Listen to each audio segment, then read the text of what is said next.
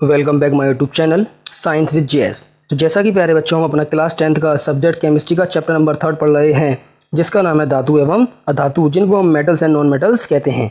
तो अभी तक हम इस चैप्टर के 2 लेक्चर पढ़ चुके हैं और आज स्टार्ट करने वाले हैं हम अपना लेक्चर नंबर 3, जिसमें हमारा सबसे पहला टॉपिक होगा बेटा इंपॉर्टेंट पॉइंट। तो सबसे पहले हम कुछ इंपॉर्टेंट पॉइंट्स के बारे में बात करने वाले हैं।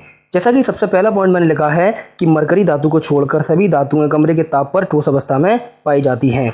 ये हम पहले ही पढ़ चुके हैं कि सभी धातुएं जो होती हैं वो ठोस होती हैं, लेकिन याद रखना एक एक्सेप्शन है, एक अपवाद है, जिसमें हमारा आता है बेटा मरकरी। तो मरकरी एक ऐसी धातु है जो कमरे के ताप पर ठोस अवस्था में नहीं पाई जाती और सभी धातुएं हमारी कमरे के ताप पर ठोस अवस्था में पाई जाती हैं और मरकरी धातु हमारी द्रव अवस्था में पाई जाती है। बात करते हैं अपने नंबर पॉइंट 2 के बारे में।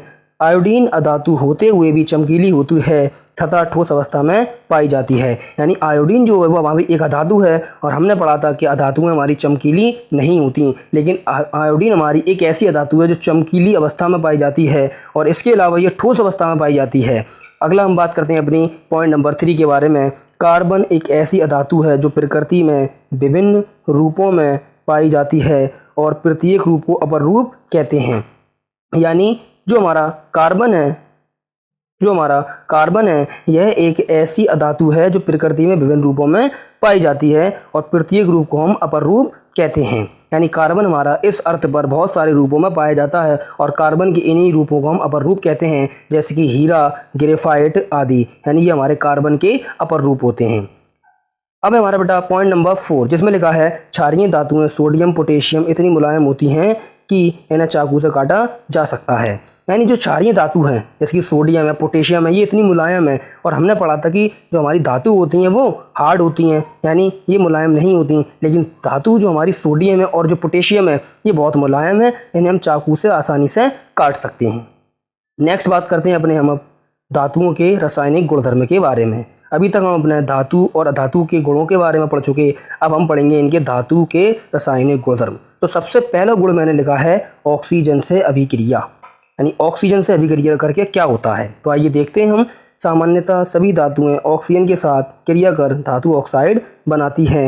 यानी धातु प्लस ऑक्सीजन ये बनता है आपका धातु ऑक्साइड। यानी ये हम पहले भी पढ़ चुके हैं अपना धातु और अधातु वाले चैप्टर के अंदर। जितनी भी धातु होती हैं वो धातु हमारी ऑक्सीजन से क्रिया करके धातु को ऑक्साइड बनाती हैं, जैसा कि मैंने आपके सामने कुछ केमिकल रिएक्शंस कर दिखाई हैं। हमारे सामने है मैग्नीशियम और मैग्नीशियम ने रिएक्शन करी बेटा ऑक्सीजन से, इसने बनाया है मैग्नीशियम का ऑक्साइड। अगला हमारा कॉपर ने रिएक्शन कर बनाया है कॉपर का ऑक्साइड।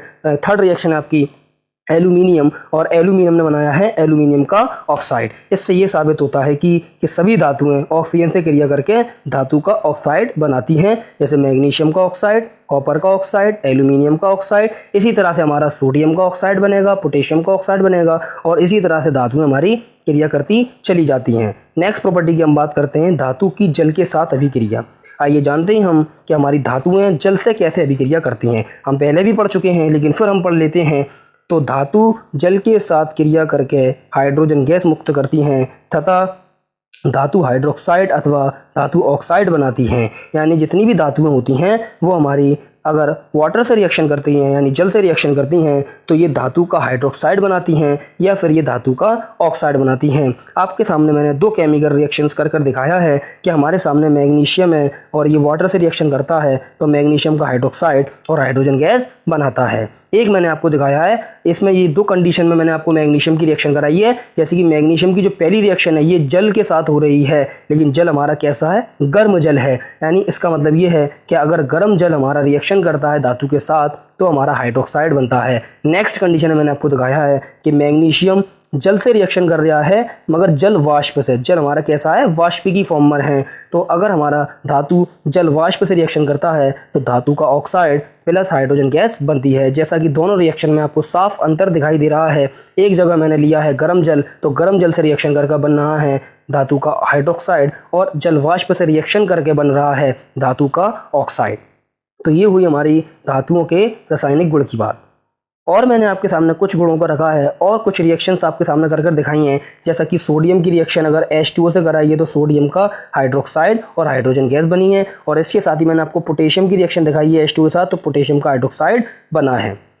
कुछ मैंने इंपॉर्टेंट रिएक्शंस और कर दिखाई हैं, जैसा कि लिखा है आपके सामने। कुछ धातुओं जैसे एल्यूमिनियम है, जिंक है, आयरन है, केवल भाप से क्रिया करके ऑक्साइड तथा हाइड्रोजन बनाती हैं। जैसा कि यहाँ मैंने आपको रिएक्शन कर भी दिखाया है कि एल्यूमिनियम ने अगर वाटर से रिएक्शन करी तो Al2O3 यानी एल्यूमिनियम ऑक्साइड बना और हाइड्रोजन गैस बनी। और ऐसे ही मैंने आपको आयरन की रिएक्शन करके दिखाई है, Fe+H2O और हमारा बना Fe3O4 यानी आयरन का ऑक्साइड बना। एक मैंने रिएक्शन आपको करके दिखाई है जिंक+H2O, जिसमें मेरा बना है जिंक का हाइड्रोक्साइड और H2O। तो मैंने ये आपके सामने 3 रिएक्शंस कर दिखाई हैं, जिनको मैंने अंडरलाइंड कर दिया है। एक थर्ड पॉइंट बेटा मैंने लिखा है कि कुछ धातुओं जैसे लेड है, कॉपर है, सिल्वर है व गोल्ड जल के साथ किसी भी दशा में अभिक्रिया नहीं करती। इसका मतलब ये है, अगर लेड, कॉपर, सिल्वर व गोल्ड जल के साथ अभिक्रिया नहीं करते तो इनकी क्रियाशीलता क्या होगी? इनकी क्रियाशीलता कम होगी। यानी जो क्रियाशील ज़्यादा होगा वो धातु हमारा रिएक्शन कर लेगा और जिसकी क्रियाशीलता कम होगी वो रिएक्शन नहीं करेगी। तो बेटा ये थी हमारे अभी धातुओं के रासायनिक गुण। अभी हमारे धातुओं के कुछ रासायनिक गुण और रह गए हैं। तो आज के लेक्चर के लिए सिर्फ इतना ही। अगर वीडियो अच्छी लगी हो, वीडियो को शेयर कीजिए, चैनल को सब्सक्राइब कीजिए और चैनल को ज़्यादा से ज़्यादा शेयर कीजिए। Thank you very much.